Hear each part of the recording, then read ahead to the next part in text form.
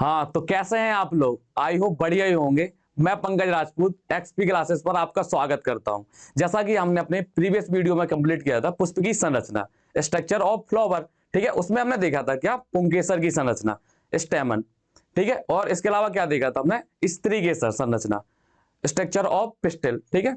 तो आज का जो हमारा टॉपिक है, उसमें क्या है, पॉलन ग्रेन। क्या है? Pollen grain. पॉलन ग्रेन क्या? परागकण। क्या? परागकण। तो इसमें आज हम कंप्लीट करेंगे कि अपना परागकण, परागकण के बारे में क्या हो हम अच्छे से देखेंगे, ठीक है। और इसके अलावा जो अपना क्या दूसरा टॉपिक है वो क्या है, माइक्रोस्पोरोजेनेसिस या लघु बीजाणु जनन। क्या है अपना? माइक्रोस्पोरोजेनेसिस या लघु बीजाणु जनन, ठीक है। तो इसके बारे में क्या आज हम इस टॉपिक में कंप्लीट करेंगे। जैसा कि आप प्रीवियस वीडियो में हमने एक एक कॉन्सेप्ट क्लियर किए थे, इस तरीके से इस वाले वीडियो में भी हम क्या देखेंगे, अपने पॉलन ग्रेन, परागकण या लघु बीजाणु जनन, ठीक है। इसके बारे में क्या बहुत अच्छे से आगे वीडियो में क्या कवर करते हैं, ठीक। पुष्प कृषि है क्या, मतलब फ्लोरिकल्चर क्या है, तो इसको पहले हम समझ लेते हैं। ये जो लाइन है,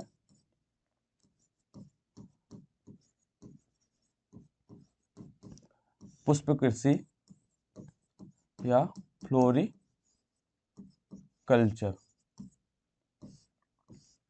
जैसा कि अभी हमने पुष्प की महत्वता में आपको बताया था कि जो पुष्प है उसका क्या है कि ह्यूमन के जीवन में क्या है, बहुत ज्यादा ही क्या उपयोग होता है। तो उसके लिए क्या करते हैं, पुष्प की जो माली वगैरह होते हैं वो क्या करते हैं, पुष्प या पुष्पीय जो पौधे होते हैं उनकी क्या करते हैं, खेती करते हैं। इसी को हम क्या कहते हैं, फ्लोरिकल्चर या पुष्प कृषि कहते हैं। पुष्प अथवा पुष्पीय पादपों की खेती को हम क्या बोलते हैं, पुष्प कृषि बोलते हैं। पुष्प अथवा पुष्पीय पादपों, पुष्पीय पादपों की खेती को क्या बोलते हैं, पुष्प कृषि या फ्लोरिकल्चर, फ्लोरिकल्चर कहते हैं, ठीक। तो आपको ये समझ में आया होगा। इसके बाद हम देखते हैं आगे की तरफ। इसमें क्या था, अब देखेंगे कि अपना जो है माइक्रो स्पोरेंजिया है या लघु बीजाणुधानी है, उसमें माइक्रोस्पोर या लघु बीजाणु का जनन कैसे होता है। उससे आगे बढ़ते हैं अपन किसकी तरफ, पोलन ग्रेन की तरफ। अपनी जो परागकण है वो माइक्रोस्पोरेंजिया से परागकण तक के बनने का सफर अब हम क्या देखते हैं, आगे देखते हैं। तो जैसे अभी हमने देखा था कि अपना पुंकेसर हो चुका था, जायांग हो चुका था। तो पुंकेसर में हमने पढ़ा था क्या, बीजाणुधानी, बीजाणुधानी पढ़ा था। तो बीजाणुधानी में अब आगे क्या, माइक्रोस्पोर या बीजाणु की उत्पत्ति कैसे होती है, फिर बीजाणु से अपना पोलन ग्रेन या परागकण कैसे बनता। तो अभी हम क्या देखते हैं, उसको आगे देखते हैं। तो सबसे पहले हम हेडिंग डालेंगे क्या, बीजाणुधानी। क्या हेडिंग डालेंगे, बीजाणुधानी। अपनी जो हेडिंग है वो क्या है, बीजाणुधानी या माइक्रो स्पोरेंजिया। अब जैसे हमने देखा था माइक्रोस्पोरेंजिया या बीजाणुधानी, ये क्या होता है, अपने एंथर के पार्ट में या परागकोश में जब उसको क्या करते हैं, अनुप्रस्थ काटते हैं, हॉरिजॉन्टल कट करते हैं, तो हमें क्या चार क्या होते हैं, चैम्बर दिखते हैं, कोष्ठ दिखते हैं, जिसमें क्या होती है, सर्कुलर या राउंड कलर की क्या होती है, संरचना होती है, जिसे हम क्या कहते हैं, बीजाणुधानी या माइक्रोस्पोरेंजिया कहते हैं। चलो इसका डायग्राम बना लेते हैं। तो बीजाणुधानी क्या था, अपना एक गोल या राउंड क्या होती है, एक संरचना होती है, जिसके अंदर क्या थी, अपने स्पोरोजिनस टिश्यू या स्पोरोजिनस क्या थे, ऊतक भरे हुए थे। इसके बारे में हम क्या अभी समझते हैं। इसको हमने आपको क्या पिछले टॉपिक में बताया था, जब आपको बीजाणुधानी के बारे में बताया था, तो बताया था कि अपना जो बीजाणुधानी होता उसके बाहर क्या, उसके अंदर क्या होता है, एक ऊतक होता है। इस ऊतक को क्या बोलते हैं हम, स्पोरोजिनस ऊतक बोलते हैं। क्या बोलते हैं, स्पोरोजिनस ऊतक। अब इसमें हमें देखना है कि जो अपना क्या है, बीजाणुधानी है, क्या है, बीजाणुधानी। बीजाणुधानी क्या करता है कि अपने खुद से क्या करता है, एक माइटोसिस करता है। अब माइटोसिस तो आप जानते हैं, समसूत्री विभाजन। क्या होता है, समसूत्री समसूत्री विभाजन। समसूत्री विभाजन में क्या होता है कि जो कोशिका होती है वो क्या होती है, दो भागों में बढ़ जाती है। कितने भागों में, दो भागों में बढ़ जाती है। और इसमें क्या होते हैं, गुणसूत्रों का कोई भी विभाजन नहीं होता, मान लो अगर क्या गुणसूत्रों की संख्या 2n है, तो जो नेक्स्ट 2 सेल बनेंगी उनमें भी गुणसूत्रों की संख्या कितनी होगी, 2n होगी। इसलिए इनको क्या बोलते हैं, समसूत्री विभाजन। मतलब ये है कि इसमें क्या है, गुणसूत्रों की संख्या से कोई छेड़खानी नहीं होती है। इसके बाद हम देखते हैं ये जो अपने चैम्बर थे, 4 चैम्बर, इसमें क्या होता है, चारों चैम्बर में क्या होता है, एक एक क्या होता है, बीजाणु धानी होती है। ठीक, अब देखते हैं हम कि ये जो बीजाणु धानी थी, इसके नीचे हम लिख दें माइक्रो स्पोरेंजिया। क्या होता है, माइक्रो स्पोरेंजिया। ठीक, अब इसमें क्या है कि ये जो माइक्रो स्पोरेंजिया है, ये क्या करता है, माइटोसिस करके अपने चारों ओर क्या करता है, एक 4 लेयर बनाता है या 4 परतों का क्या करता है, निर्माण करता है। अब हम समझ लेते हैं इन 4 परतों के नाम क्या, पहले हम क्या है 4 परतों के आपको नाम बता दें, इसके बाद ये बीजाणु धानी में क्या उन संरचनाओं को बना देंगे। तो सबसे पहले जो अपनी होती है, अगर हम बाहर से देखें, कहां से देखें, बाहर से अंदर की तरफ जाए, तो उसमें जो सबसे बाहरी परत आती है उसको हम क्या बोलते हैं, इसको क्या करते हैं, इरेज कर लेते हैं। ये आपको समझ में आ गया होगा। तो इसमें जो अपनी पहली परत है, पहली परत, पहली परत कौन सी है अपनी, पहली परत है इसमें क्या है अपनी, एपिडर्मिस, एपिडर्मिस। दूसरी क्या है, एंडोथीसियम। घबराना नहीं, अभी इसके हम हिंदी मतलब आपको बता देंगे। इसके बाद अपना क्या है, मिडिल लेयर, क्या है, मिडिल। और इसके अंदर क्या है, वो क्या है अपना टेप्टम है, क्या है, टेप्टम। सबसे बाहरी क्या है, एपिडर्मिस, अंदर क्या है, एंडोथीसियम, उसके अंदर क्या है, मिडिल लेयर, और सबसे अंदर क्या होती है, टेप्टम होती है। चलो इसका हिंदी मतलब और बता देते हैं। तो अपना जो एपिडर्मिस है, इसको क्या बोलते हैं, बाह्य परत बोलते हैं। क्या बोलते हैं, बाह्य परत। सबसे बाहर है तो इसको हमने बोल दिया क्या, बाह्य परत। इसके बाद क्या है, अंतः स्थिथियम। उससे अच्छा तो आप इंग्लिश में ही याद कर लेंगे तो बढ़िया है, अंतः, अंतः स्थिथियम। ठीक, इसके बाद ये क्या होती है अपनी मध्य परत।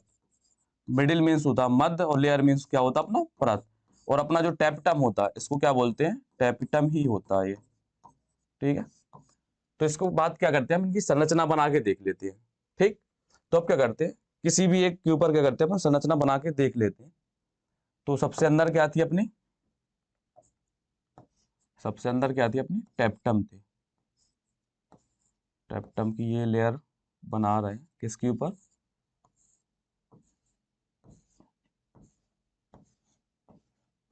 अपना जो बीजाणु धानी है उसके ऊपर क्या, टेप्टम की लेयर बन गई। अब टेप्टम के ऊपर कौन सी थी लेयर थी, मिडिल लेयर। कौन सी लेयर, मिडिल लेयर। अब इसके ऊपर हम कौन सी बना देते हैं,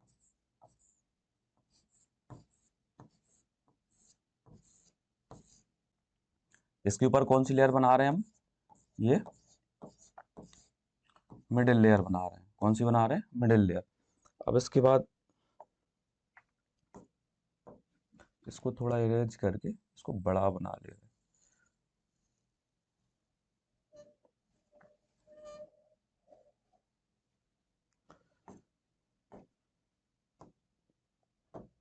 इसको क्या है, थोड़ा सा बड़ा बना ले जिससे लेयर को हम अच्छे से बना पाए। ठीक, इसके बाद क्या था, मिडिल लेयर के बाद, मिडिल लेयर के बाद क्या थी अपनी एंडोथीसियम या अंतः स्थिथियम। ठीक है, तो इसके बाद हम देखते हैं कि अपनी कौन सी थी,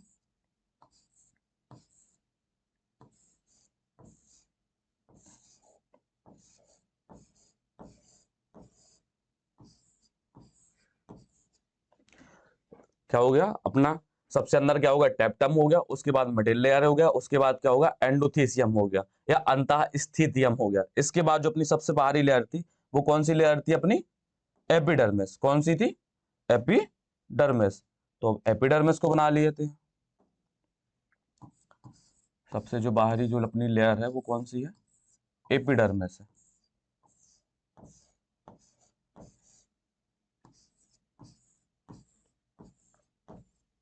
अब सबसे पहले हमें समझना है कि ये जो लेयर्स का निर्माण हुआ है, ये चारों लेयर का जो निर्माण हुआ वो किसने किया था, अपने किसने, स्पोरोजिनस ऊतक ने किया था। किसने किया था, स्पोरोजिनस ऊतक ने, स्पोरोजिनस टिश्यू या ऊतक। ठीक है, इसने क्या किया था, माइटोसिस डिवीजन करके 4 लेयर का निर्माण किया था। तो अब यहाँ पे समझने की बात है, जो अपना क्या था स्पोरोजेनस ऊतक था, ये क्या था द्विगुणित था। क्या था द्विगुणित या डिप्लॉयड। क्या था डिप्लॉयड। अब डिप्लॉयड और हैप्लॉयड का मतलब तो आप समझते होंगे। जो डिप्लॉयड होता है वो क्या होता है, उसमें गुणसूत्रों की संख्या क्या होती है 2n होती है। क्या होती है 2n होती है। तो क्या था अपना डिप्लॉयड। डिप्लॉयड डिप्लॉयड क्या द्विगुणित। इसमें गुणसूत्रों की संख्या कितनी थी 2n। और इसके बाद अपना क्या होता हैप्लॉयड होता है। क्या होता हैप्लॉयड। इसमें गुण, इसको क्या बोलते हैं अगुणित बोलते हैं। क्या बोलते हैं अगुणित। इसमें गुणसूत्रों की संख्या कितनी होती है n होती है।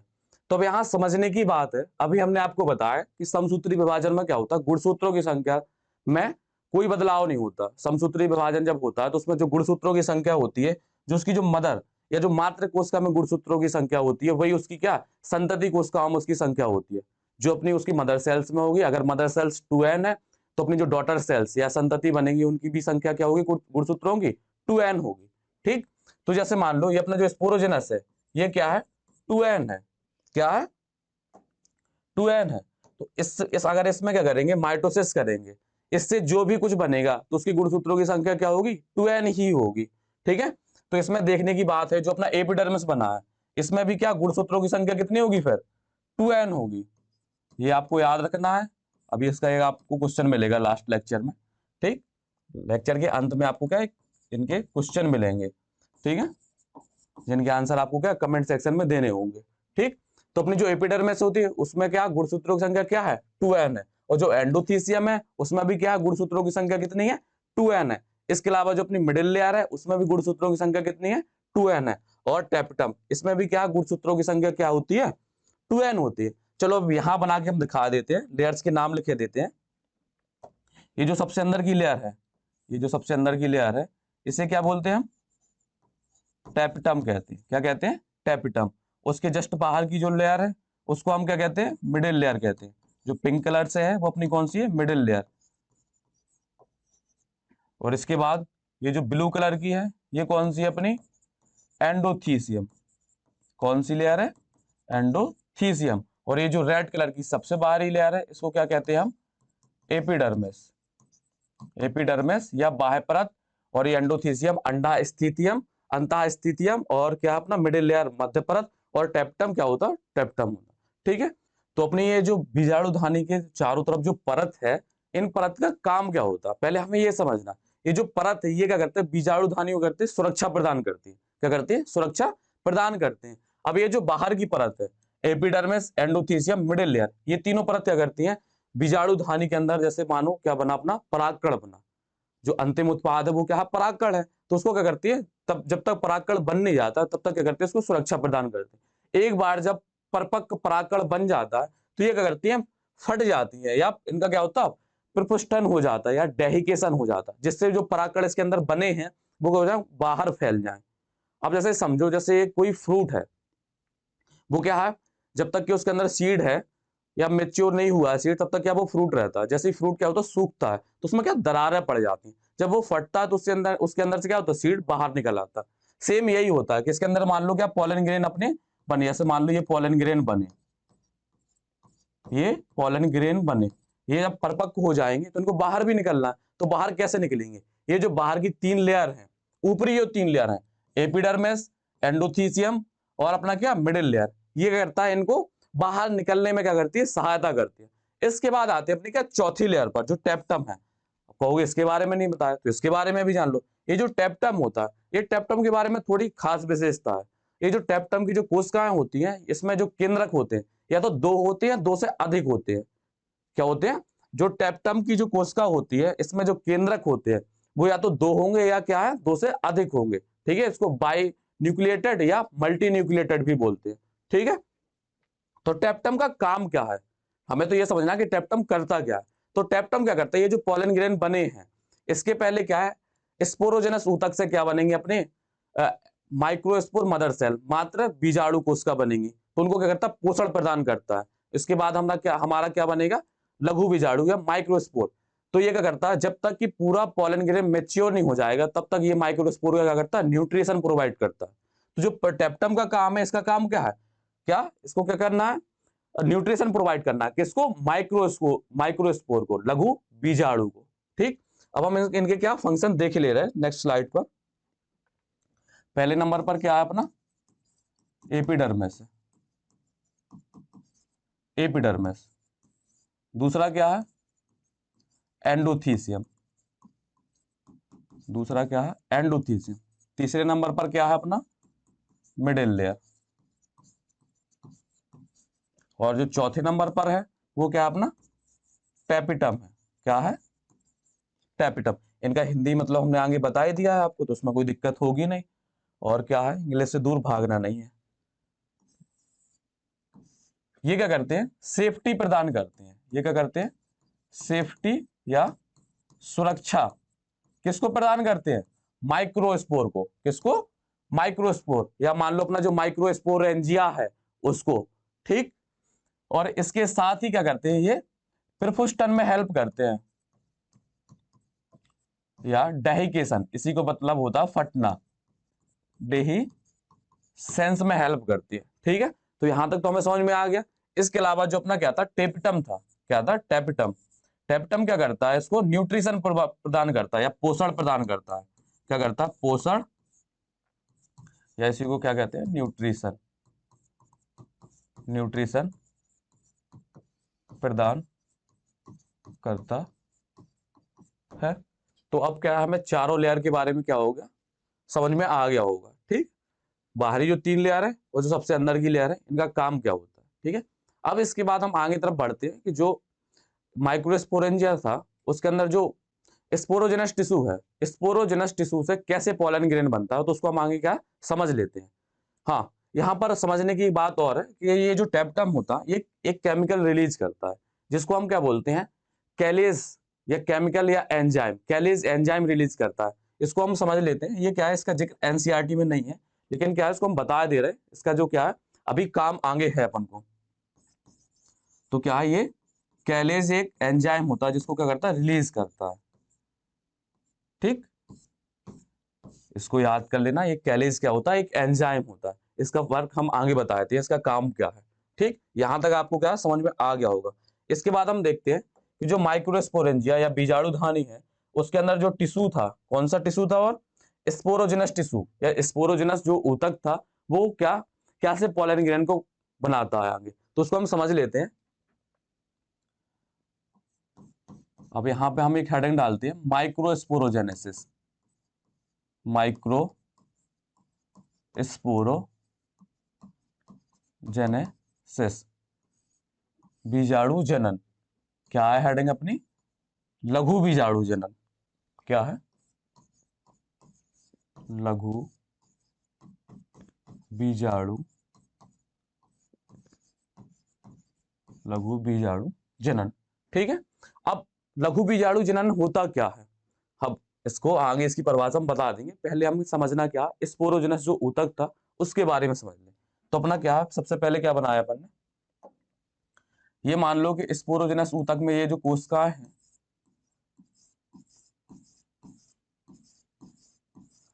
ये क्या अपना, ये जो कोशिकाएं हैं ये क्या आपस में संगठित है। इसी को क्या हम बोलते हैं, स्पोरोजेनस ऊतक कहते हैं। क्या कहते हैं, स्पोरोजेनस ऊतक। अब ये जो सेल्स है या कोशिकाएं हैं, ये आपस में जुड़ी कैसे हैं, हमें इसको समझना है। ये कोशिकाएं क्या है, आपस में एक दूसरे से क्या है, जुड़ी हुई हैं। तो ये क्या करती है, आपस में क्या करती है, प्लाज्मोडेस्मेटल कनेक्शन बनाती हैं। जीव द्रव्य तंतु के द्वारा क्या होती है, जुड़ी होती है। ये जो प्लाज्मोडेस्मेटल कनेक्शन ये बना किसका होता है, ये बना होता है किसका, कैलोज का। किसका, कैलोज। अब कैलोज होता क्या है, कैलोज का एक कार्बोहाइड्रेट होता है। क्या होता है, कार्बोहाइड्रेट, जिनको क्या करता है, जोड़ने का काम करता है। क्या करता है, जोड़ने का। जैसे आपने देखा था कि अपनी क्या आती, माइक्रोस्पोरेंजिया थी, तो उसमें जो स्पोरोजेनस था क्या था, एकदम संकुचित, एकदम एकदम चिपका हुआ पड़ा था, पड़ा हुआ था। इसमें अब ये मतलब कैसे एक संरचना बनाई है, ये कैसे जुड़ा हुआ है, इसकी जो प्रत्येक सेल है वो आपस में जुड़ी हुई कैसी है। तो अब यहाँ आपको समझ में आया होगा, ये जो व्हाइट कलर का दिख रहा है क्या है, दूसरे पेन से बना दे रहे, ये जो व्हाइट कलर का है, ये व्हाइट कलर का है, इसको क्या बोलते हैं हम, प्लाज्मो मेटल कनेक्शन, ठीक है, इसको क्या जीव द्रव तंतु भी बोल सकते हैं, ठीक। और ये क्या है अपनी, ये जो रेड कलर की है ये क्या है अपनी, ये जो अपना पूरा है,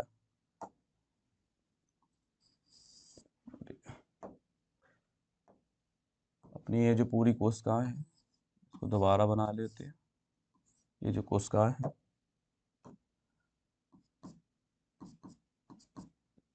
ये है क्या, इसको पूरी को क्या बोलेंगे हम, स्पोरोजिनस टिश्यू या स्पोरोजिनस ऊतक, ठीक है, क्या है, स्पोरोजिनस ऊतक, ठीक। यहां तक तो समझ में आ गया होगा। अब इसमें क्या है, हम आगे बढ़ते हैं, ठीक है।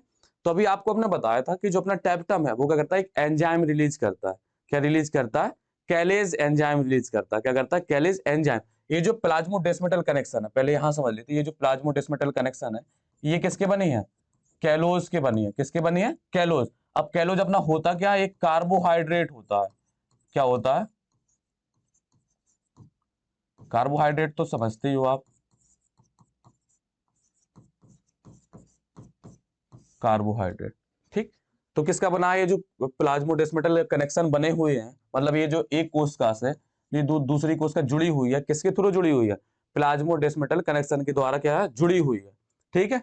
अब हमें इसमें क्या आगे बढ़ते हैं, तो इसमें क्या था, जो अपना क्या था, टेप्टम से एक एंजाइम रिलीज हुआ था, कौन सा एंजाइम रिलीज हुआ था, कैलेज एंजाइम रिलीज हुआ था, क्या एंजाइम रिलीज हुआ था, कैलेज।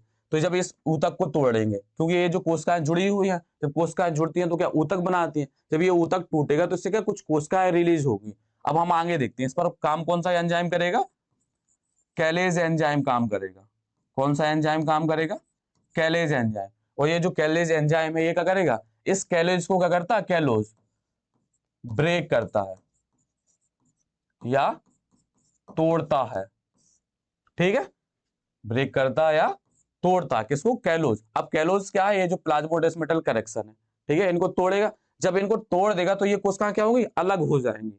ये जो आपस में जुड़ी हुई है, ये गुच्छा बनाए हुए हैं, ये जब टूटेगा ये प्लाज्मोडेस्मेटल कनेक्शन तो ये क्या होंगी, खुल जाएंगी या एक एक सिंगल सेल्स हो जाएंगे, तो इसको हम बना लेते हैं। तो ये जो कोशिकाएं हैं ये क्या हो जाएंगे, ऐसे सिंगल सेल्स हो जाएंगे। अब पूरी कोशिकाएं तो नहीं बनाएंगे, कुछ कोशिकाएं हम बना लेते हैं, ठीक है।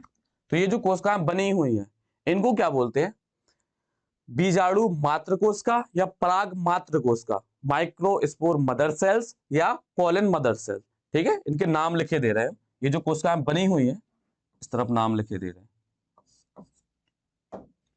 ये जो कोशिकाएं बनी हुई हैं इसको क्या बोलते हैं, बीजाणु मात्र कोशिका अथवा पराग मात्र कोशिका। यहां तो कोई दिक्कत नहीं होगी, ठीक है।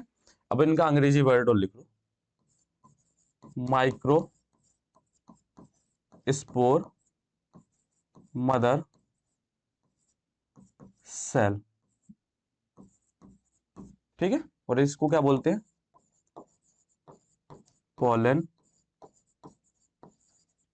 Mother cells. अभी आपको समझना है कि जो बताया था हमने कि जो स्पोरोजेनस टिश्यू था वो अपना क्या था, स्पोरोजेनस जो टिश्यू था वो क्या था, हैप्लॉइड था या क्या था, डिप्लॉइड था। तो क्या था, डिप्लॉइड था, 2n था। अभी हमने यहाँ पर ना तो कोई माइटोसिस किया है ना क्या किया, मियोसिस किया। तो इसका हमने क्या किया, केवल ये जो प्लाज्मोडेस्मेटल कनेक्शन था इसको तोड़ा है। जब इसको तोड़ेंगे तो जो कोशिकाएं बनेंगी उसमें गुणसूत्रों की संख्या क्या होगी, 2n ही होगी, क्योंकि ना तो इसमें कोई मियोसिस हुआ ना कोई माइटोसिस, तो मतलब कोई छेड़खानी तो हुई नहीं है, सेम का सेम ही है। तो इसकी जो गुणसूत्रों की संख्या क्या होगी, वो क्या होगी, 2n होगी, क्या होगी, 2n होगी। अब आप सोच रहे होंगे कि ये 2n और n बता क्यों नहीं, इसका क्या है, यूज बहुत आगे है। हमने जैसे आपसे कहा था कि हम जो आपकी स्टडी है वो क्या बेसिक से एडवांस तक की, नीट एग्जाम तक की प्रिपरेशन कराएंगे।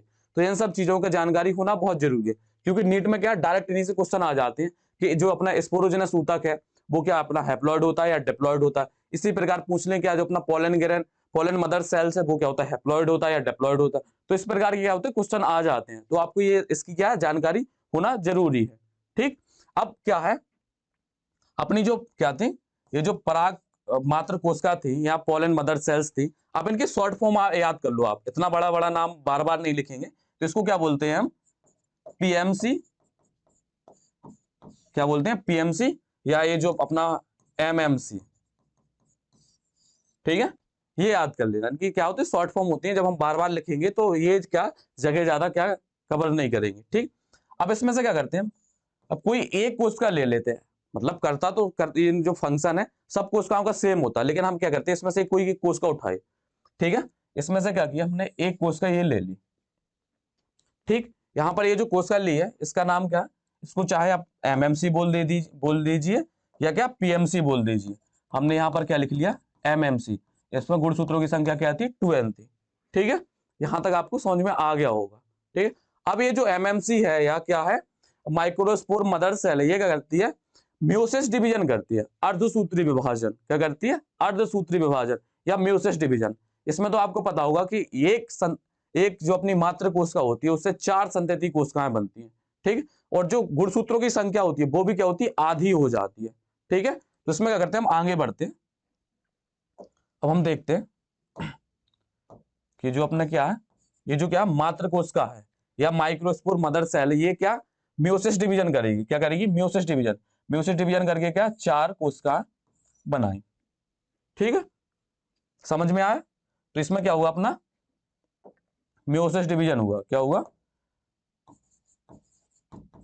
Meiosis division. अब म्यूसिस डिवीजन को तो आप जानती हैं, इसको क्या बोलते हैं हम, अर्ध सूत्री विभाजन, अर्धसूत्री विभाजन, म्यूसिस डिवीजन। यहां तक तो कोई दिक्कत होगी नहीं, ठीक है। ये जो क्या 4 कोशिकाएं बनी है, अब ये जो 4 कोशिकाएं बनी है इसमें क्या गुणसूत्रों की संख्या क्या हो जाएगी, आधी हो जाएगी। मतलब ये जो कोशिकाएं हैं ये क्या हो जाएंगे, ये जो अपनी कोशिकाएं बनी है ये क्या हो जाएंगे, हैप्लॉइड हो जाएंगे या अगुणित हो जाएंगे, हैप्लॉइड या अगुणित हो जाएंगे। यहां तक तो कोई दिक्कत होगी नहीं, ठीक है। अब हम क्या करते हैं, ये पूरा अपना बोर्ड क्या कवर हो चुका है। अब नेक्स्ट स्लाइड पर चलते हैं, वहां से हम क्या माइक्रोस्पोर मदर सेल से आगे बढ़ेंगे, ठीक। जैसा कि हमने अभी पिछली स्लाइड में देखा था कि जो अपनी क्या थी, माइक्रोस्पोरिक मदर सेल्स ली थी, एमएमसी, एमएमसी, ये क्या थी, 2n नंबर थी, क्या थी, 2n नंबर, ठीक है। इसमें क्या हुआ था, म्यूसिस डिवीजन हुआ था, क्या हुआ था, म्यूसिस डिवीजन हुआ था। तो म्यूसिस डिवीजन के बाद क्या हुआ था, म्यूसिस डिवीजन के बाद क्या 4 हैप्लॉइड कोशिकाएं बनी थी, क्या हुई थी, 4 हैप्लॉइड कोशिकाएं बनी थी। यहां तक तो कोई दिक्कत होगी नहीं, ठीक है। और इसमें हुआ क्या था, म्यूसिस डिवीजन, क्या म्यूसिस डिवीजन, म्यूसिस डिवीजन, ठीक। ये क्या थी, हैप्लॉइड थी, क्या थी, हैप्लॉइड थी। यहां तक कोई दिक्कत है। ये जो 4 कोशिकाएं बनी है इसको हम क्या बोलते हैं, माइक्रोस्पोर बोलते हैं। क्या बोलते हैं, माइक्रोस्पोर, लघु बीजाणु। क्या बोलते हैं, लघु बीजाणु। इनका नाम क्या है, इनका हम नाम लिख देते हैं, इनका नाम क्या है, ये जो अपनी चारों कोशिकाएं हैं इनको क्या बोलते हैं, माइक्रोस्पोर, माइक्रोस्पोर, लघु बीजाणु, ठीक। यहां तक कोई दिक्कत, वैसे कोई दिक्कत होनी नहीं चाहिए आपको, क्या एकदम सिंपल वे में हम समझा रहे हैं, ठीक है। जो अपनी एमएमसी थी वो 2n थी, उसमें क्या हुआ, म्यूसिस डिवीजन हुआ, तो उससे क्या बन गई, 4 हैप्लॉइड कोशिकाएं बन गई। क्या बन गई, 4 हैप्लॉइड कोशिकाएं। ये जो 4 हैप्लॉइड कोशिकाएं बनती हैं ये क्या करती हैं, टेट्राड के रूप में होती हैं। टेट्राड मतलब क्या, 4 कोशिका को क्या बोलते हैं, टेट्रा बोलते हैं। क्या बोलते हैं, टेट्रा। तो ये क्या करती हैं, जब इकट्ठी चारों संरचना होती है, चतुष्क बोल लो, अगर आपको टेट्राड में दिक्कत हो रही है तो उसको चतुष्क समझ लीजिए। तो ये जो चारों कोशिकाएं होती है ये करती है आपस में संगठित हो जाती है। यहाँ आपको समझा दे रहे हैं, ये जो चारों कोशिकाएं होती हैं आपस में क्या होती है, जुड़ी हुई होती है ऐसे, ठीक है। इसमें भी क्या होता है, प्लाज्मोडेस्मेटल कनेक्शन बने हुए होते हैं। क्या बने होते हैं, प्लाज्मोडेस्मेटल कनेक्शन। तो यहाँ पर भी कौन सा एंजाइम काम करेगा, प्लाज्मोडेस्मेटल कनेक्शन है, मतलब किसका बना है, कैलोज का बना है, ठीक है। तो इसको आंसर आपको कमेंट में करना है, तो इस पर कौन सा एंजाइम वर्क करेगा, ठीक है, ये आप हमें बता देना, ठीक है। तो ये जो अपनी क्या है, जब इस पर काम करेगा तो ये चारों कोशिकाएं क्या हो जाएंगी, अलग अलग हो जाएंगी, ठीक है। तो हम इनमें से कोई एक कोशिका उठा लेते हैं। यहां से क्या होगा, एक हमने क्या माइक्रोस्पोर एक कोशिका उठा ली, जो एक कोशिका पर होगा फंक्शन वही क्या सभी सेम कोशिकाओं पर फंक्शन होगा। तो हम इसमें क्या देखते हैं, एक माइक्रोस्पोर पर देख लेते हैं। तो अपना क्या है, ये क्या है, अपन ने इसको क्या लिया, माइक्रोस्पोर, माइक्रोस्पोर लघु बीजाणु। ये कैसा था अपना, एन हैप्लॉइड था, क्या था, हैप्लॉइड। अब क्या होता है, ये जो अपना माइक्रोस्पोर बना है इसमें क्या होता, समसूत्री विभाजन होता है। क्या होता, समसूत्री विभाजन या माइटोटिक डिवीजन। माइटोटिक तो आप जानते हो, क्लास 11 में पढ़ चुके हो, सेल डिवीजन वाला ये जो अध्याय था अपना, सेल डिवीजन में पढ़ चुके हैं कि माइटोसिस और अपने मियोसिस होते क्या। तो इसमें क्या है, जो अपना माइटोसिस होना है इसमें, ये क्या करेगा, माइटोसिस डिवीजन करेगा। क्या करेगा, माइटोसिस डिवीजन करेगा।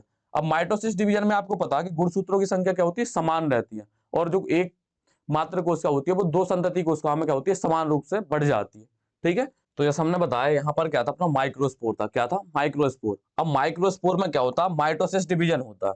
इसमें जो माइटोसिस डिवीजन होता है ये क्या होता है, इसमें जो साइटोप्लाज्म का जो डिवीजन होगा वो क्या होता है, अनइक्वल होगा। ठीक है, इसमें क्या है, क्या हो रहा, माइटोसिस डिवीजन, इसी को हम क्या बोलते हैं, समसूत्री विभाजन।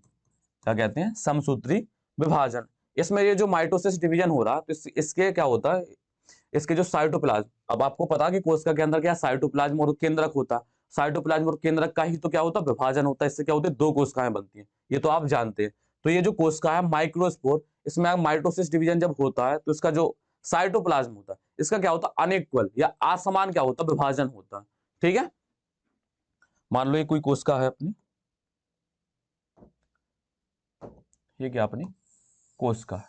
ठीक है, इसमें क्या है, जो जीव द्रव का विभाजन होता है क्या हुआ, असमान तरीके से होता है। किस तरीके से, असमान तरीके से।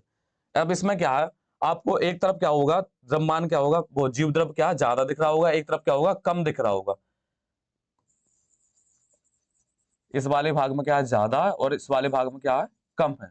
ठीक, ये जो ज्यादा बड़ा भाग है इसको हम क्या बोलते हैं, कायिक भाग या कायिक कोशिका बोलते हैं। क्या बोलते हैं, कायिक कोशिका। ये जो छोटा सा भाग होता है इसको क्या बोलते हैं हम, जनन कोशिका। क्या बोलते हैं, जनन कोशिका या जनरेटिव सेल। ठीक है, तो ये जो बड़ा भाग है इसको हमने क्या बोला, कायिक, कायिक कोशिका या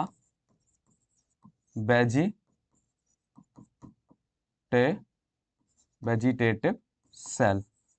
ठीक, और ये जो छोटा भाग है इसको हमने क्या बोला था, जनन कोशिका,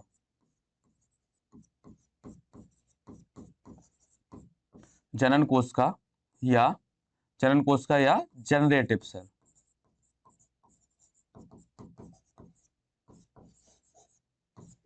ठीक है, क्या हो गया, काय कोशिका हो गया, और अपना क्या होगा, जनरेटिव सेल और जनन कोशिका। ये क्या होगी, दो कोशिकाएं होगी, ये आपस में क्या है, एक संगठित संरचना बनाए हुए हैं।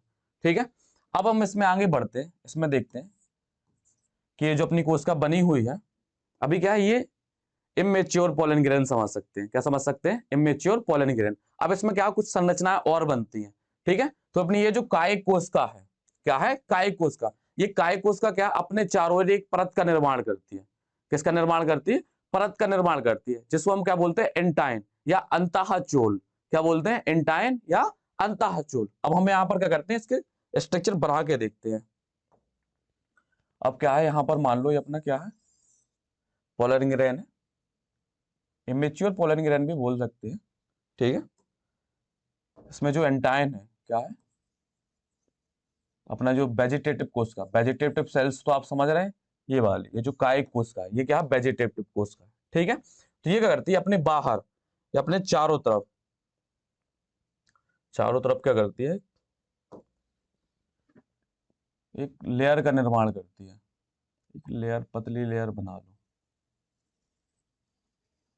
ठीक है, ठीक है, ये क्या करती है, अपनी चारों तरफ एक परत का निर्माण करती है। ठीक है, इतना समझ में आ गया। ये जो परत होती है ये बनी किसकी होती है, पैक्टिन या सेलुलोज की बनी होती है। किसकी बनी होती है, पैक्टिन या सेलुलोज की। आपको इतना याद रखना पड़ेगा। ये जो अपनी बाहर, ये जो अंतः परत है इसको अपन अब बोलने क्या, अंतःचोल, अंतःचोल या क्या बोलते हैं इसको, एंटाइन। ठीक है। अब ये बनी किसकी है, अभी हम आगे बता देंगे आपको क्या है, इसको परत को याद करना है कि जो किसने बनाई किसने है, ये भी आपको याद करना है। जो अपनी क्या वेजिटेटिव कोशिका है उसने क्या अंतःचूल को बनाया, इसी को हम क्या बोलते हैं, इंटाइन बोलते हैं। ठीक है। अब इसके ऊपर एक परत और बनती है, वो कौन बनाता है, तो वो आपको बता दें हम कि जो अपना टेप्टम था, टेप्टम अभी आप भूले ना होंगे, टेप्टम क्या है, टेप्टम क्या करता है, इसके ऊपर एक परत बनाता है। ठीक है। अब वो परत होती किसकी है, पहले तो हम क्या परत बना लें। टेप्टम क्या करता है, टेप्टम भी इसके चारों तरफ क्या करता है, एक परत बनाता है। ठीक है। अब वो परत बनती कैसे है,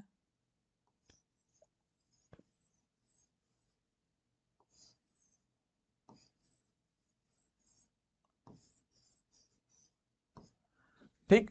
ये जो बाहर परत बनाई है ये किसने बनाई है, टेप्टम ने। किसने बनाई है, टेप्टम ने। अब ये सबसे बाहर है तो इसको क्या बोल देंगे, बाह्यचूल या एक्साइन बोल देंगे। क्या बोल देंगे, इसको हम क्या बोल देंगे, बाह्यचूल, बाह्यचूल, या क्या बोल देंगे इसको, एक्साइन बोल देंगे। क्या बोल देंगे, एक्साइन बोल देंगे।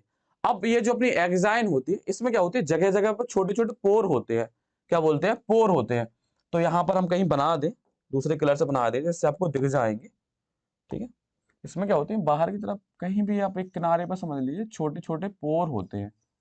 ठीक है। या मान लो यहां पर ये जो लेयर होती है, जैसे मान लो कोई अपन दाल बना रहे लेयर, ये बनाए, तो ये कौन सी होगी, निरंतर या कंटिन्यूअस लेयर हो गई। ठीक है। अगर इसी लेयर को हम बना दें ऐसे ऐसे करके,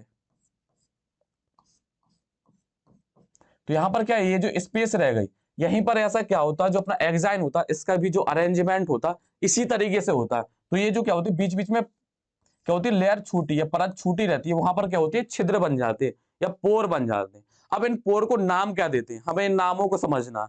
इन नामों को हम क्या बोलते हैं, जर्म पोर। इनका बहुत काम है, इनका अभी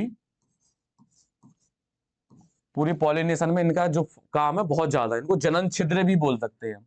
क्या बोल सकते हैं, जनन,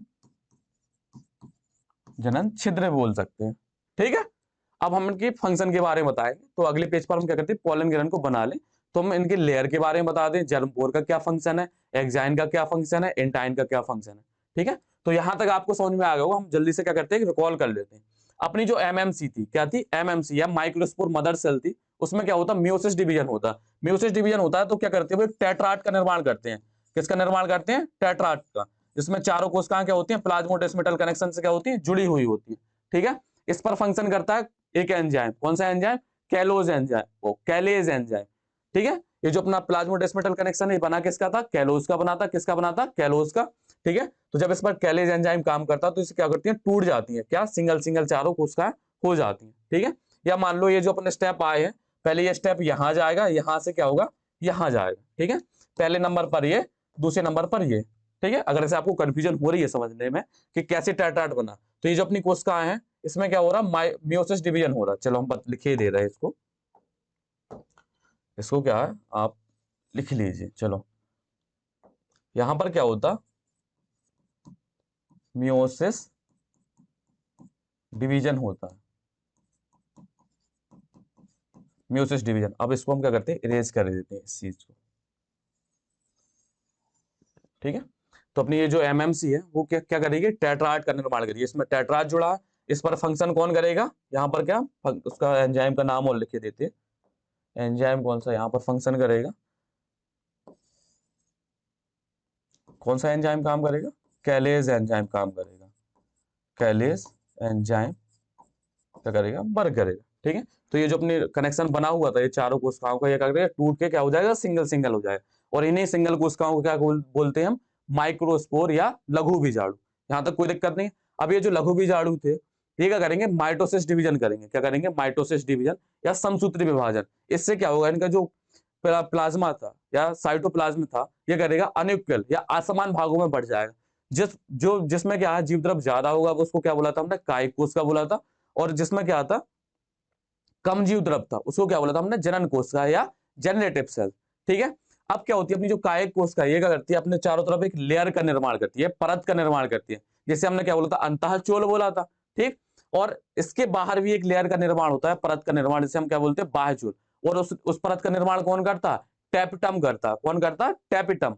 ठीक। यहां तक हमें लगता है कि अच्छे से आपको समझ में आ गया होगा। हाँ, एक चीज और बतानी है, ये जो अपनी कोशिकाएं बनी है, जनरेटिव कोशिका या जनन कोशिका, इनके आपको क्या आंसर देने हैं, मैं बता चुका हूं। आपको क्या है, इनके आंसर देने हैं कि इनकी जो गुणसूत्रों की संख्या होगी वो n होगी या 2n होगी। तो आप ये मुझे क्या कमेंट सेक्शन में आप बता दें, ठीक है। इसके बाद हम क्या करते हैं, आगे बढ़ते हैं। तो यहां पर हम क्या करते हैं, समझ लेते हैं। यहां पर आप क्या पोलन ग्रेन के बारे में समझ लेते हैं।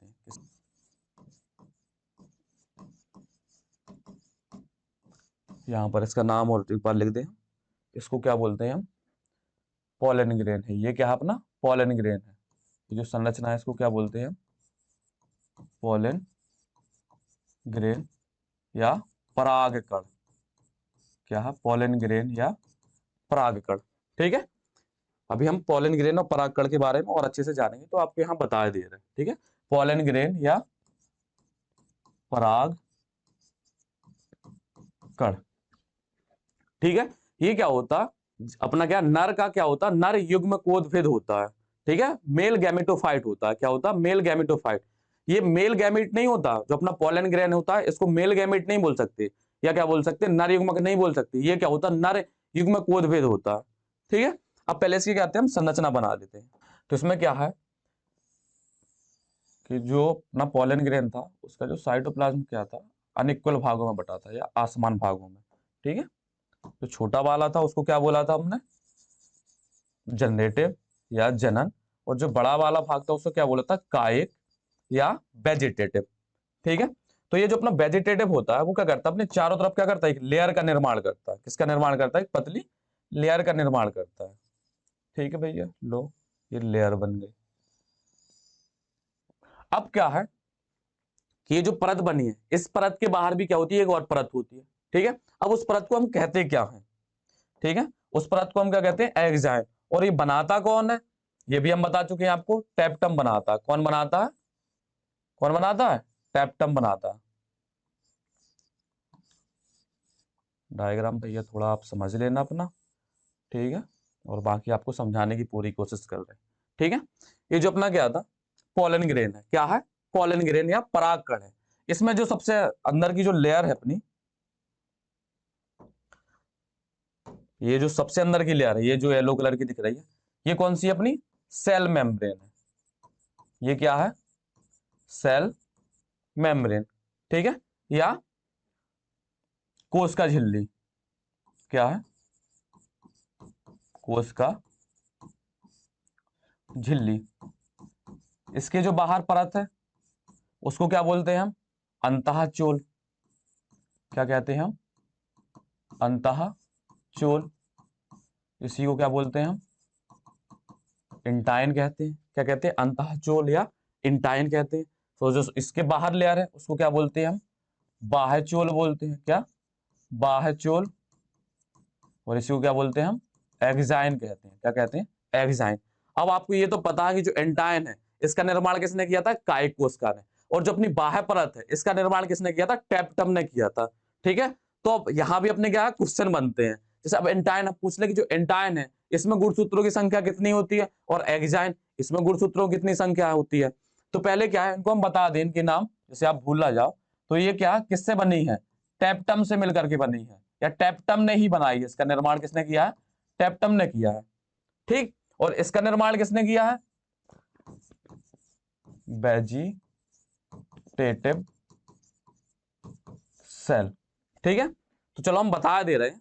इसके अलावा आप अगर ध्यान से सुना होगा तो टेप्टम क्या था अपना, टेप्टम क्या था, द्विगुणित था। क्या था, डिप्लॉयड था। उसमें गुणसूत्रों की संख्या क्या थी, 2n थी। जब अगर ये बाह्यचोल बनेगा किससे, माइटोसिस डिवीजन से बनाएगा ये लेयर, कौन सी अपनी एक्साइन, तो इसमें गुणसूत्रों की संख्या कितनी हो जाएगी, 2n हो जाएगी। कितनी हो जाएगी, 2n। तो ये आपको याद रखना है, ये बहुत अच्छा क्वेश्चन बनता है अपना नीट में, ठीक है। इसकी गुणसूत्रों की संख्या कितनी हो जाती है, 2n हो जाती है। और ये जो अंतःचोल, अब आपको पता था कि जो कायिक कोशिका थी, क्या थी, कायिक कोशिका। कायिक कोशिका में गुणसूत्रों की संख्या कितनी थी, n थी। कितनी थी, n। तो फिर इसमें जो अंतःचोल है इसमें गुणसूत्रों की संख्या कितनी हो जाएगी, n हो जाएगी। कितनी हो जाएगी, n। ये भैया आपको याद रखना है बहुत अच्छे से, ठीक है। इसमें आपको कोई दिक्कत होनी नहीं चाहिए। तो अपना ये क्या है, परागकण या पोलन ग्रेन क्या पूरा बन चुका है, ठीक है। और इसमें क्या है, ये जो अपनी एक्साइन लेयर है, बाहर की लेयर है, इसमें भी हमने क्या बताया था कि छोटे छोटे छिद्र होते हैं, उसे क्या बोलते हैं हम, जर्म पोर बोलते हैं। हम कहीं एक जगह बना लेते हैं हम पोर को, जैसे मान लो यहाँ हमने कहीं एक पोर बना दिया, या इसको साफ कर दिया, इतने एरिया को, जैसे इतने एरिया को हमने क्या किया, साफ कर दिया, ये तो पूरा हो गया। चलो दोबारा बना लेते हैं, परेशान होने की कोई बात है नहीं है। इसको हमने क्या किया, और ऐसा मान लो यहाँ पर कुछ जगह हमने छोड़ दिया, यहाँ पर क्या है, पोर सा बन गया, यहाँ यहीं समझ लेते हैं हम, यहाँ पर क्या है, पोर सा बन गया। ठीक है, पोर बन गया मतलब बन गया, या समझ लीजिए कि ये जो एक्साइन की लेयर थी ये कंटिन्यूअस नहीं होती है। कंटिन्यूअस आपको बता चुके हैं, ऐसी डिसकंटिन्यूअस क्या होती है, ऐसी डॉट डॉट करके। ठीक है, जहां जहां पर ये क्या है, ये जो परत छूटी है, वहां पर क्या होती है, पोर बन जाते हैं। इन पोर को क्या बोलते हैं हम, जर्म पोर बोलते हैं। इनको क्या बोलते हैं हम, इनको क्या बोलते हैं हम, जर्म पोर या जनन छिद्र। ठीक है, जर्मपोर या जनन छिद्र। अब पहले हम समझ लेते हैं कि ये परतें बनी किस किस से है, ये हमें समझना बहुत ज्यादा जरूरी है। ये जो अंतःचूल या एंटाइन है, ये किससे बनी होती है, पैक्टिन या सेलुलोज से बनी होती है। किससे बनी होती है, पैक्टिन या सेलुलोज से। इसको हम लिखे दे रहे हैं नीचे, चलो यहां पर हम लिखे दे रहे हैं। जो अपनी एंटाइन है, अपनी क्या है, एंटाइन, ये किससे बनी है, पैक्टिन अथवा सेलुलोज। ठीक है, किससे मिलकर के बनी है, पैक्टिन अथवा सेलुलोज से। ठीक है, और ये जो अपनी स्पोरोपोलिन है, स्पोरोपोलिन जो अपनी है, ये किससे मिलकर के बनी होती है, वो सॉरी बता ही दिया कि किससे मिलकर के बनी होती है, अपनी जो एक्साइन है, कौन सी है, एक्साइन। अपनी क्या है, जो अपनी एक्साइन है, ये किससे मिलकर के बनी होती है, ये बनी होती है स्पोरोपोलिन से। किससे मिलकर के बनी होती है, स्पोरो, किससे मिलकर के बनी होती है, स्पोरोपोलिन से, स्पोरोपोलिन। अब इसको हम हिंदी में भी लिखे देते हैं,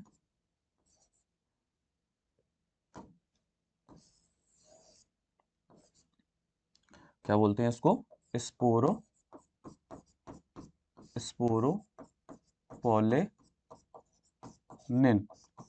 ठीक है, इसी तरीके से क्या होता है, अपने ये पैक्टिन होता है, पैक्टिन, और ये क्या होता है अपना सेलुलोज होता है। ठीक है, इतना समझ में आ गया। जो अपना एंटाइन है वो किसका बना, पैक्टिन अथवा सेलुलोज का। ये जो एक्साइन है वो किसका बना, स्पोरोपोलिन।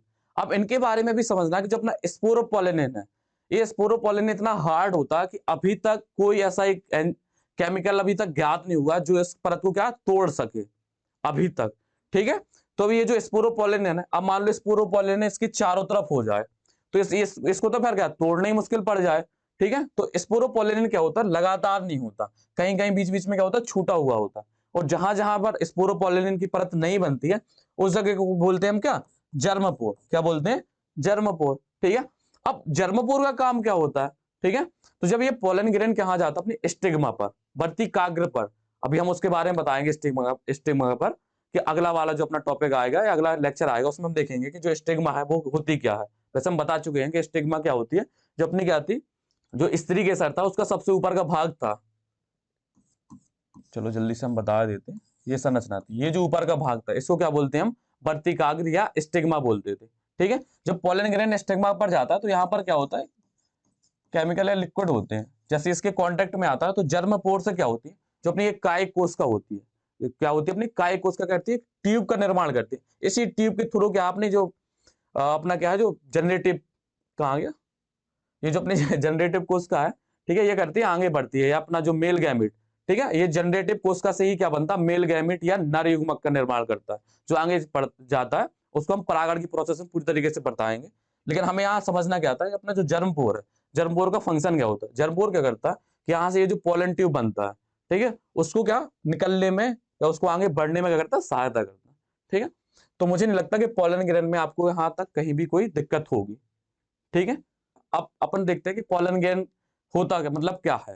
जैसे पोलन ग्रेन है, इसकी भी क्या होती है, एक समय सीमा होती है। जैसे मान लो कि प्लांट से पोलन ग्रेन रिलीज हुआ, या अपने माइक्रोस्पोरेंजिया से क्या पोलन ग्रेन रिलीज हुआ, तो इसकी जो लाइफ स्पैन मान लो, या इसकी जो बायबिलिटी, बायबिलिटी मतलब क्या, उसकी जो कार्यशैली शक्ति है उसको मान लो कि ये मतलब ये जनन कब तक कर पाएगा।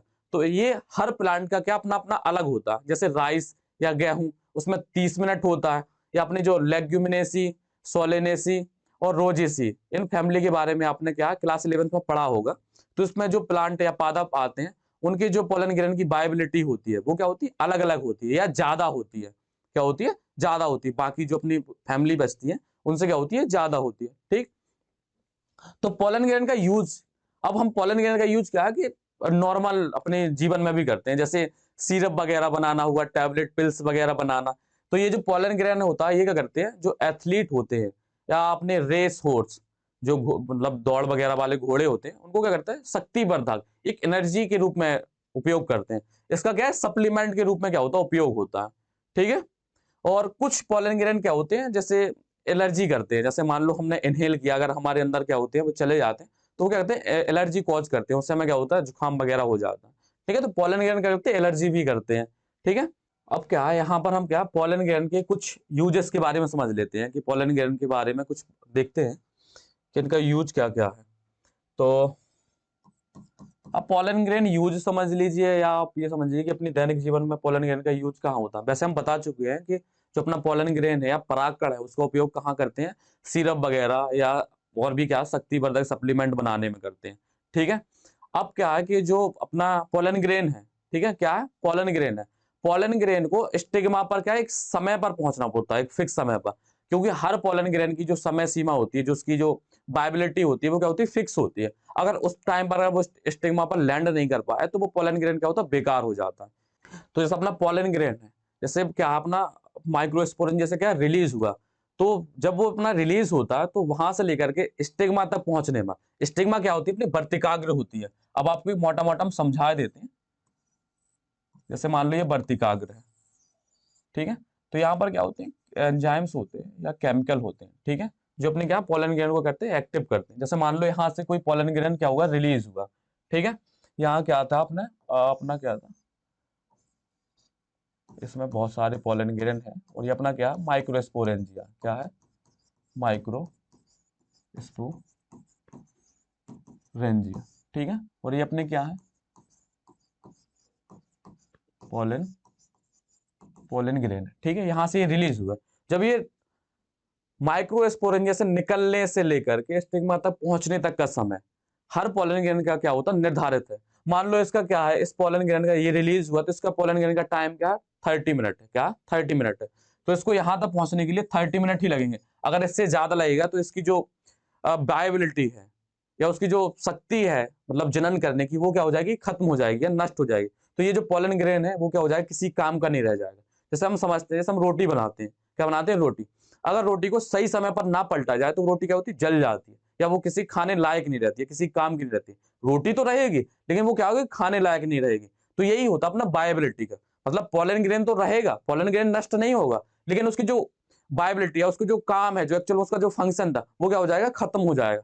तो इसलिए इसको स्टिग्मा या वर्तिकाग्र पर ये क्या होती है, अपनी स्टिग्मा या वर्तिकाग्र, यहां तक क्या, एक समय पर, एक फिक्स समय पर क्या होता, पहुंचना होता। ठीक है।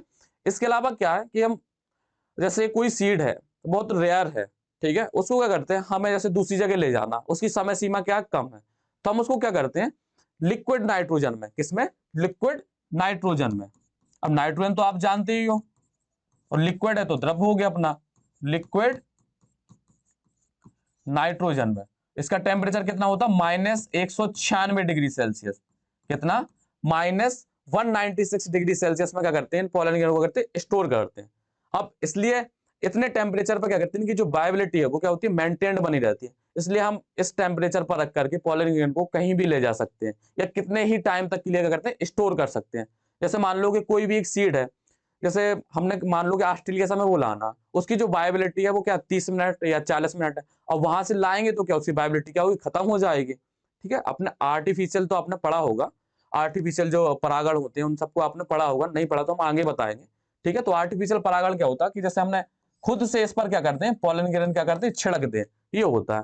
तो जैसे मान लो वहां से हमें कोई परागण लाए, परागकण लाए, ठीक है, उसका क्या समय सीमा निश्चित है, ठीक है, और हमें लग गया टाइम ज्यादा, तो क्या हो जाएगी, खराब हो जाएगी, तो हमारी मेहनत क्या बेकार हो जाएगी। इसलिए हम क्या करते हैं, इसमें लिक्विड नाइट्रोजन में क्या करते हैं, उसको स्टोर करते हैं, क्या करते हैं, कंजर्व करते हैं, किसको, अपने परागकण को या पॉलन ग्रेन को, जिससे उसकी जो वायबिलिटी है वो क्या होती है, मेंटेन्ड बनी रहती है। ठीक है, तो आपको, मुझे लगता है कि आपको पॉलन ग्रेन क्या हो बहुत अच्छे से समझ में आ गया होगा। और पॉलन ग्रेन का उपयोग मैंने बता ही दिया कि पॉलन ग्रेन का जो उपयोग है वो शक्तिवर्धक के रूप में उपयोग करते हैं सप्लीमेंट में। आजकल तो बहुत ज्यादा प्रचलन हो गया पॉलन ग्रेन का। ठीक है, अब ये जो है, ये जो लिक्विड नाइट्रोजन में हम रख रहे हैं पॉलन ग्रेन को,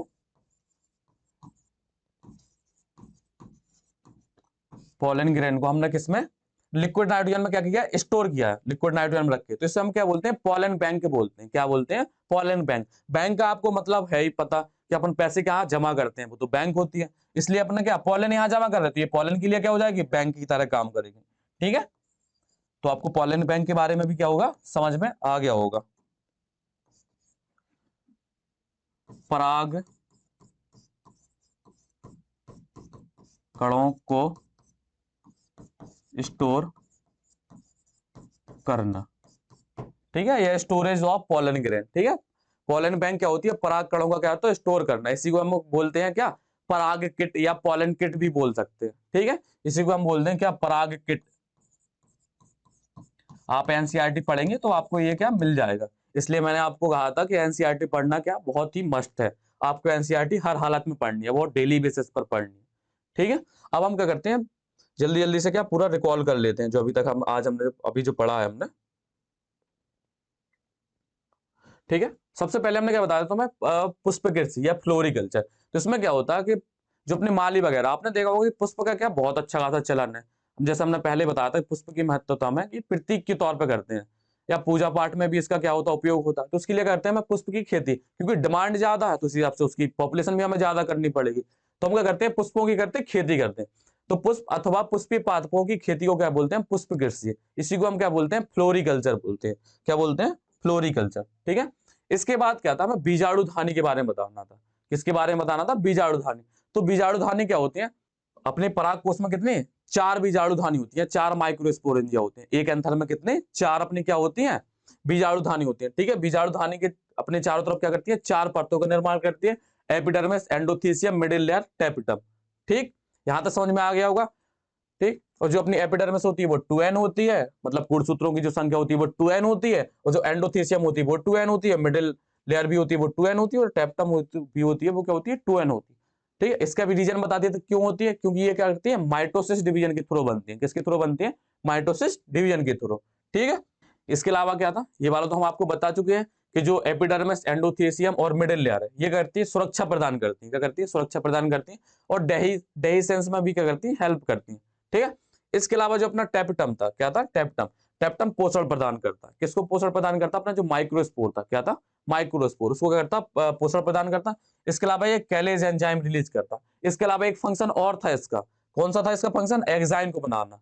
ठीक है, किसको बनाना, एक्साइन को बनाने का भी काम कौन सा करता था, अपना टेपिटम करता था। और एक्साइन बना किसका होता है, ये आपको पता होना चाहिए, किसका बना होता है, अपना स्पोरोपोलिन का। ठीक है, अब यहाँ पर हम देखते हैं स्पोरोजेनस क्या होते हैं, ऊतक होते हैं। ठीक है, स्पोरोजेनस ऊतक क्या आपस में क्या प्लाज्मोडेस्मेटल कनेक्शन के थ्रू जुड़े होते हैं। ठीक है, ये किस एंजाइम के थ्रू टूटते हैं, कैलेज एंजाइम के थ्रू इनको तोड़ा जाता है, जिससे क्या होती है, सिंगल सिंगल सेल्स बनती हैं, जिनको हम क्या बोलते हैं, माइक्रोस्पोर मदर सेल्स या पोलन मदर सेल्स, मतलब पराग मात्र कोश का या बीजाणु मात्र कोश का। ठीक, ये आगे क्या होती है, इसमें क्या होती है, म्योसिस डिवीजन होता है। म्योसिस डिवीजन के थ्रू क्या, 4 क्या बनती है, हैप्लॉइड सेल्स बनती है। इनको क्या बोला था हमने, माइक्रोस्पोर बोला था। अब ये चारों क्या होती है, संगठित संरचना में होती है, आपस में जुड़ी हुई होती है, इसलिए इनको क्या बोल देते हैं, माइक्रो, वो क्या बोलते हैं अपने, माइक्रोस्पोर टेट्राड बोलते हैं। क्या बोलते हैं, माइक्रोस्पोर टेट्राड। जैसे यहां पर हमने बताया था, ये क्या था अपना, माइक्रोस्पोर क्या है, टेट्राड है। इसको नाम हम दे दें जैसे माइक्रोस्पोर टेट्राड। ठीक है, ये क्या होता अपना, माइक्रोस्पोर टेट्राड। ठीक है, या लघु बीजाणु चतुष्क, हिंदी भी लिखे देते हैं भैया हम, इसमें क्या लिख देते हैं, लघु बीजाणु। नहीं तो बोलेंगे भैया हम तो हिंदी मीडियम वाले हैं, यहाँ तो अंग्रेजी चल रही है।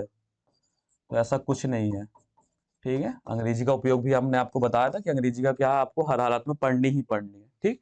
तो अपने जो माइक्रोस्पोर टेट्राड है वो क्या, लघु बीजाणु चतुष्क, ठीक है। तो ये क्या करता है, इसमें क्या होती है, माइटोसिस डिवीजन होती है। माइटोसिस डिवीजन होने के बाद जो अपना माइक्रोस्पोर या लघु बीजाणु है, उसका जो जीव द्रव्य था वो क्या था, आसमान भागों में बढ़ गया था, ठीक है।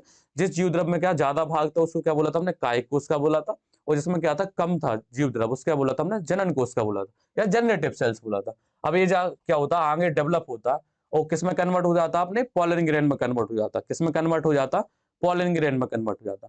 अब इसमें एक परिभाषा बनती है यहाँ पर, माइक्रोस्पोरोजेनेसिस, ठीक है, या लघु बीजाणु जनन, ठीक है। तो लघु बीजाणु जनन होता क्या है, अपनी माइक्रोस्पोर मदर सेल से माइक्रोस्पोर के निर्माण की क्रिया को क्या बोलते हैं, माइक्रोस्पोरोजेनेसिस कहते हैं। यहां पर हम लिखे देते हैं उस परिभाषा को, वो हमसे मिस हो गई है बीच में, अभी हम लिखे देते हैं, माइक्रोस्पोरो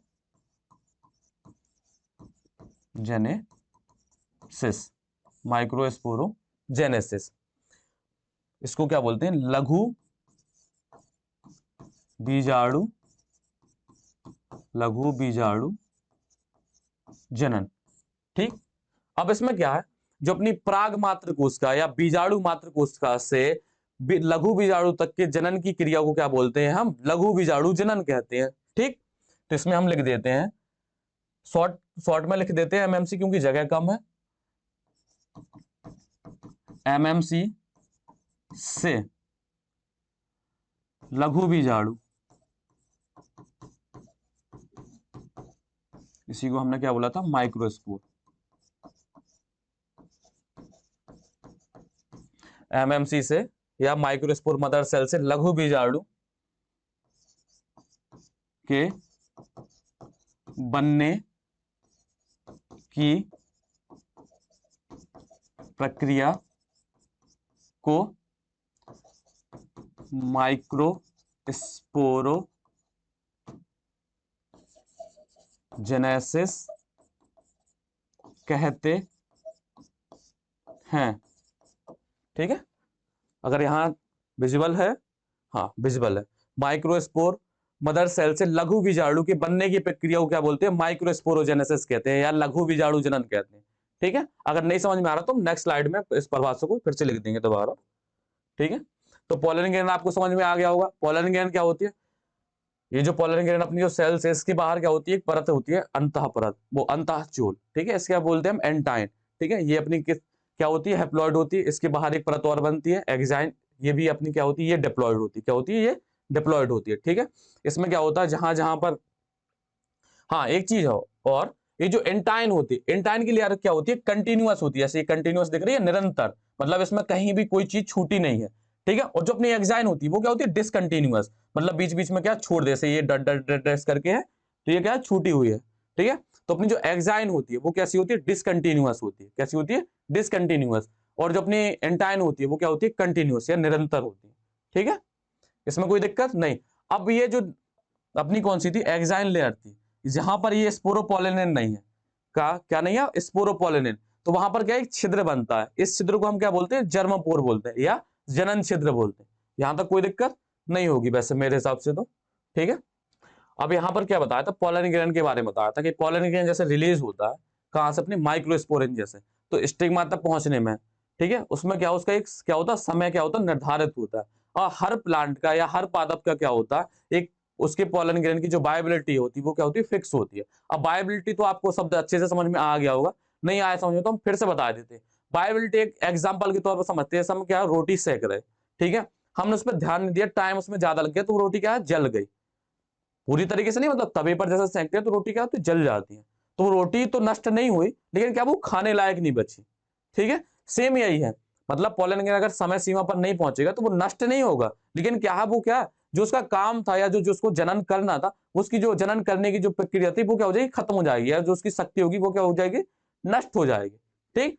तो हमें क्या बायोबिलिटी शब्द का क्या मतलब समझ में आ गया है, ठीक। अब इनको क्या लिक्विड नाइट्रोजन में क्या करते हैं, स्टोर करते हैं। जब आप एनसीईआरटी रीड करोगे तो आपको इन सब चीजों का क्या होगा, जिक्र मिलेगा, ठीक है। तो मुझे नहीं लगता यहां तक कोई दिक्कत होगी पोलन ग्रेन में, ठीक है। हाँ एक चीज और है, पोलन ग्रेन क्या है, जो अपना पोलन परागकण है वो क्या है, मेल गैमेट नहीं होता, ये उसको क्या बोलते हैं, मेल गैमेटोफाइट बोलते हैं। अब मेल गैमेट होता क्या है, तो मेल गैमेट क्या है जो आपको बताया था उसमें क्या थी, ये जो साइटोप्लाज्म था इसमें ये छोटा वाला हिस्सा था, एक बड़ा वाला हिस्सा। तो अपनी जो जनन कोशिका थी ये मेल गैमेट को बनाता है या नर युग्मक को बनाता है, ठीक है। अब मेल गैमेट में क्या है, जैसे मान लो ये अपना पोलन ग्रेन था, इसमें क्या थे, दो न्यूक्लियस थे, क्या थे, दो न्यूक्लियस। तो अपने जो 60% प्लांट है वो क्या करते हैं, दो सेल्ड स्टेज या दो कोशिका की जो अवस्था होती है, एक कोशिका ये है, एक न्यूक्लियस ये है, एक न्यूक्लियस ये है, ठीक है। पोलन ग्रेन की हम बात करते हैं, इसमें क्या दो कोशिकाएं हैं या दो न्यूक्लियस है, ठीक है। इस अवस्था में क्या होती है, रिलीज होती है, ठीक। लेकिन जो अपने 60% होते हैं वो दो कोशिका अवस्था में रिलीज होते हैं, लेकिन जो 30% या 40% होते हैं, मतलब 60 से 70 या 30 से 40 होते हैं, वो क्या होते हैं, थ्री सेल्ड स्टेज में। अब थ्री सेल्ड स्टेज क्या होती है ये भी हम बता दे रहे हैं। तो अपनी ये जो क्या होती है, जनन कोशिका होती है, क्या होती है, जनन कोशिका। ये क्या करती है, दो न्यूक्लियस में या दो भागों में और बढ़ जाती है, इसमें क्या होता है, माइटोसिस डिवीजन होता है। चलो हम यहां बता दे रहे हैं, इसमें क्या होगा, माइटोसिस डिवीजन किसमें होगा, केवल जनन कोशिका में होगा। तो इससे क्या हो जाएंगे, दो न्यूक्लियस और बन जाएंगे, ठीक है। जैसे अपना ये था काय कोशिका, ये कौन सी थी, जनन कोशिका में क्या हो जाएंगे, दो न्यूक्लियस और बन जाएंगे, ठीक है। या मान लो दो साइटोप्लाज्म दो भागों में बढ़ जाएगा, इससे क्या हो जाएंगे, दो सेल्स और बन जाएंगे। तो ये हम कह सकते हैं या तो थ्री सेल्ड स्टेज में क्या होता, रिलीज होता, या थ्री न्यूक्लियस स्टेज में, ठीक है। लेकिन जो 60% होते हैं, जो अपना क्या होता है 60% होता, वो क्या होता, टू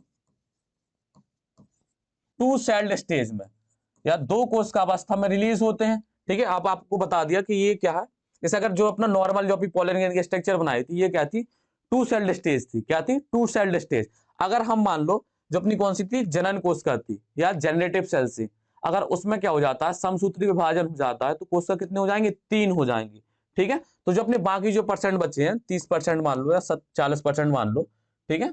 वैसे एनसीईआरटी में 60% और 30% का जिक्र है, ठीक है। तो इसमें क्या 30% जो अपनी होती है, 60 से 70 कर लो, इसको क्या कर लो, 60 से 70% टू सेल्ड स्टेज में, और 30 से 40 जो परसेंट है वो किस स्टेज में, थ्री सेल्ड स्टेज में रिलीज होता है पोलन ग्रेन, ठीक है। तो आप अभी हमने क्या क्या कंप्लीट कर लिया, पोलन ग्रेन कंप्लीट कर लिया, माइक्रोस्पोरोजेनेसिस कंप्लीट कर लिया। माइक्रोस्पोरोजेनेसिस की परिभाषा एक बार हम और बता दे रहे हैं, ठीक है। लघु बीजाणु मात्र कोशिका से लघु बीजाणु बनने की प्रक्रिया को क्या बोलते हैं हम, लघु बीजाणु जनन। या माइक्रोस्पोर मदर सेल से माइक्रोस्पोर के बनने की प्रक्रिया को क्या बोलते हैं हम, माइक्रोस्पोरोजेनेसिस। अब माइक्रोस्पोर या लघु बीजाणु जो बनाता है वो आगे करता है, फिर से माइटोसिस डिवीजन करता है, और उसमें क्या दो कोशिकाओं में बढ़ जाता है, जिससे क्या करता है, आगे किसका, पोलन ग्रेन का या पोलन कण का निर्माण करता है, ठीक है। जब तक कि पोलन ग्रेन बन नहीं जाता, मेच्योर हो नहीं जाता या परिपक्व नहीं होता, तब तक ये अपना जो टेप्टम है क्या करता है, उसको न्यूट्रिशन प्रोवाइड करने का काम करता है, क्या करता है, न्यूट्रिशन प्रोवाइड करने का क्या करता है, काम करता है, ठीक है। तो चलिए देखते हैं हम कि अपना क्या बीजाणु भेद और युग्म कोद भेद, ये होता क्या है। बीजाणु भेद क्या हो, स्पोरोफाइट, और जो अपना युग्म कोद भेद है वो क्या है, गैमेटोफाइट, ठीक है। अब जो अपना बीजाणु भेद है या स्पोरोफाइट है, स्पोरोफाइट का होता क्या है। तो स्पोरोफाइट जैसे आपने क्लास 11th में पढ़ा होगा कि जो अपना स्पोरोफाइट थे उसमें क्या थे, जो उसकी कोशिकाएं होंगी, जैसे मान लो प्लांट का कोई भाग है वो क्या है, स्पोरोफाइट प्रदर्शित कर रहा, तो उसकी जो कोशिकाएं होंगी उनमें गुणसूत्रों की संख्या कितनी होगी, 2n होगी। तो अपना ये जो है स्पोरोफाइट है वो क्या होता है, 2n नंबर में होता है, किसमें होता है, 2n नंबर में। और जो अपना युग्म कोद भेद होता है ये किस में होता है, n नंबर में होता है, ठीक। अब स्पोरोफाइट, इसका मतलब क्या होता है, स्पोरो मतलब होता है बीजाणु, फाइट मतलब होता है निर्माण, मतलब क्या, बीजाणु का निर्माण या स्पोर फॉर्मेशन, ठीक है। तो इसमें होता क्या था कि जो अपनी क्या थी, लघु बीजाणु मात्र कोशिका, एमएमसी, माइक्रोस्पोर मदर सेल, ठीक है। तो उससे क्या हो रहा था, माइक्रोस्पोर बीजाणु को क्या हो रहा था, निर्माण हो रहा था। इसी प्रोसेस को हमने क्या बोला था, माइक्रोस्पोरोजेनेसिस भी बोला था, ठीक है। तो इसमें होता क्या है, जो अपनी क्या होती है, यहां देख लेते हैं इसको, अपनी ये क्या है, माइक्रोस्पोरेंजियम है, ठीक है। इसमें जो कोशिकाएं हैं वो कौन सी है, माइक्रोस्पोर मदर सेल्स है, क्या है, माइक्रोस्पोर मदर सेल्स है, ठीक है। तो माइक्रोस्पोर मदर सेल्स का हमें जैसे पता था कि जो उसकी कोशिकाओं में गुणसूत्रों की संख्या होती है वो क्या होती है, क्या होती है, 2n होती, क्या होती है, 2n। जैसे ये अपनी शॉर्ट में लिखे ले रहे, MMC, ठीक है, ये क्या होती है, 2n नंबर होती है, क्या होती है, 2n नंबर। और फिर ये जो MMC या माइक्रोस्पोर मदर सेल्स थी, इनमें क्या हो रहा था, मियोसिस डिवीजन, क्या हो रहा था, मियोसिस डिवीजन। तो जैसे इसमें क्या करेंगे, हम करेंगे क्या, मियोसिस डिवीजन,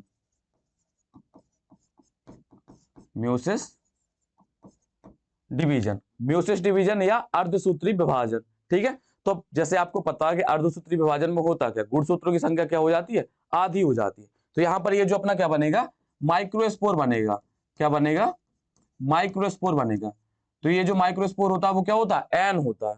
4 माइक्रोस्पोर सेल्स बनी थी, तो वो क्या थी, अपनी हैप्लॉइड थी, हैप्लॉइड या अगुणित थी, ठीक है। तो इसमें क्या है, लघु बीजाणु मात्र कोशिका से लघु बीजाणु का बनना, ठीक है। ये किस में आता है, अपना स्पोरोफाइट में। और होता क्या है, इसमें अर्धसूत्री या म्यूसिस डिवीजन के थ्रू होता है, ठीक है। ये जो प्रोसेस होती है वो किससे, जो अपना क्या बना है, लघु बीजाणु बना है, वो किससे बना, म्यूसिस डिवीजन के द्वारा बना है। किसके द्वारा बना है, म्यूसिस डिवीजन या अर्धसूत्री विभाजन, ठीक है। इसी को हम क्या बोलते हैं, रिडक्शनल डिवीजन भी बोलते हैं, ठीक।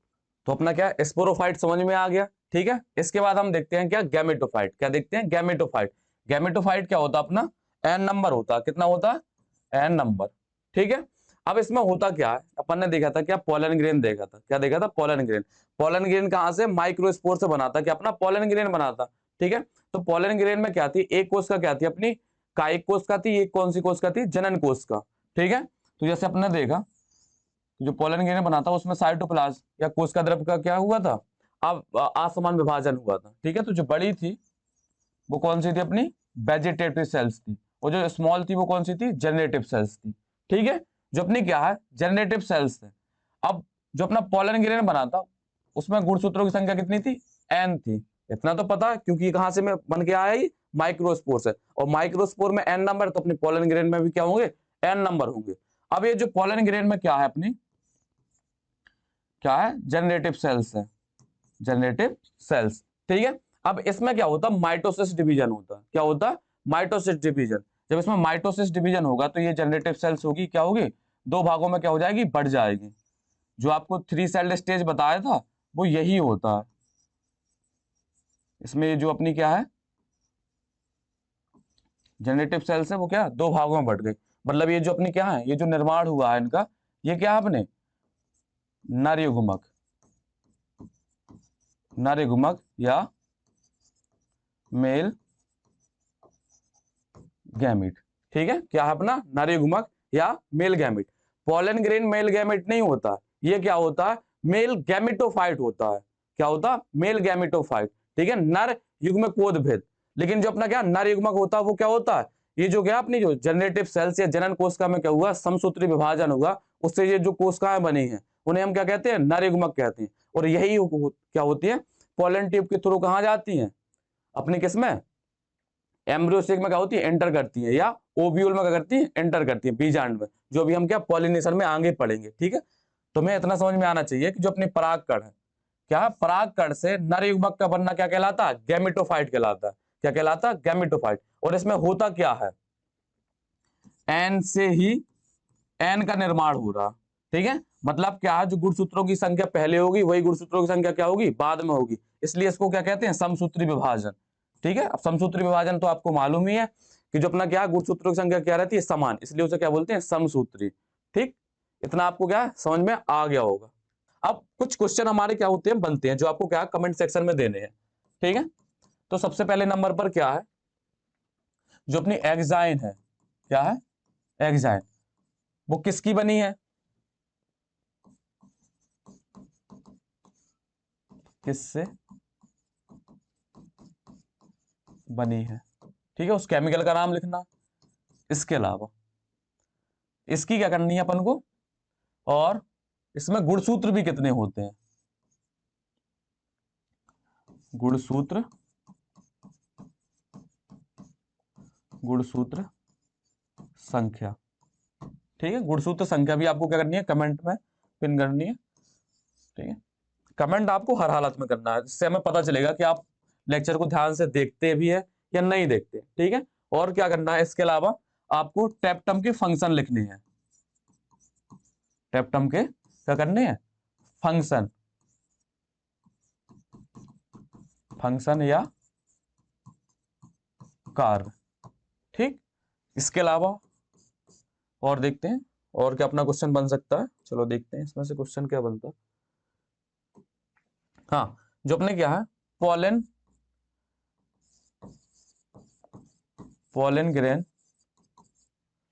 ग्रेन को या परागकण को, पोलन ग्रेन या परागकण को किस में स्टोर करते हैं, मतलब किस केमिकल में स्टोर करते हैं और किस टेम्परेचर पर। केमिकल का क्या करना है, आपको नाम बताना है, केमिकल का नाम, और इसके अलावा क्या, टेम्परेचर, कि किस टेम्परेचर पर। ठीक, तो आज के आप क्या होमवर्क समझ लीजिए, SW समझ लीजिए, जो आपको समझना है। जब आप लेक्चर देखें तो एक लेक्चर कंप्लीट करने के बाद क्या आपको इन क्वेश्चन के क्या आंसर क्या करने, कमेंट करने हैं।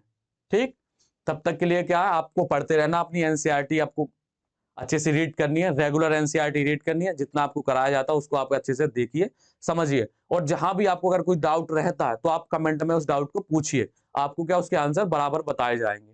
ठीक है, तब तक के लिए आप पढ़ते रहिए और क्या, जय हिंद जय भारत।